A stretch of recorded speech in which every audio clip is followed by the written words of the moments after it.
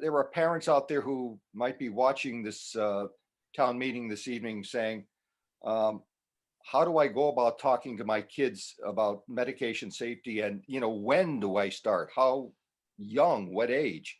What advice would you have to them? So I would say, Dr. Perry just alluded to that earlier in the conversations. The earlier, the better.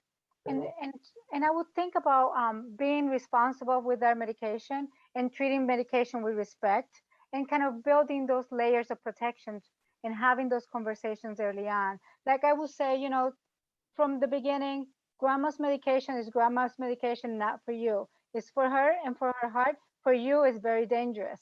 And move on to the next level of conversation will be, you have a headache, you take the amount of medication that is supposed to be for you and your age and your, um, you know, uh, the time of the day or the how many times a day that you need to do it, not more than that, because that's what it's meant to be doing.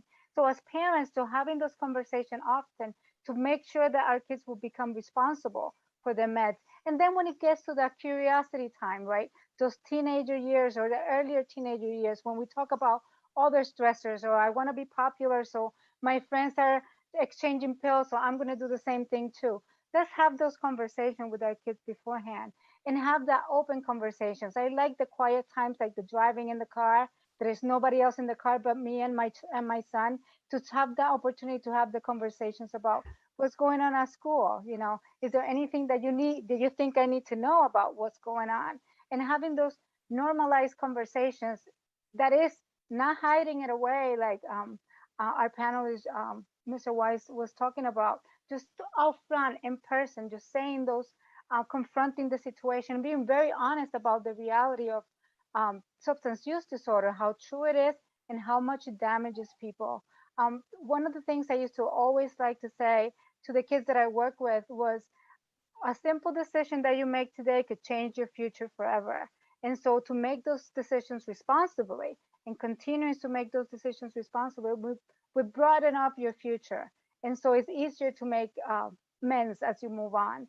So to all the parents out there, I will tell them, sooner, punishment aside, have a conversation very honest. Have a conversation that provide options. You could tell me, you could tell mom, you could tell a friend, you could talk to somebody. We're here to help. And moving away from that punishment side when you're starting talking about this. This is something that we talked about being an illness.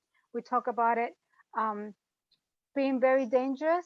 And so we have to provide, and we should provide the space for that conversation to happen naturally and safely.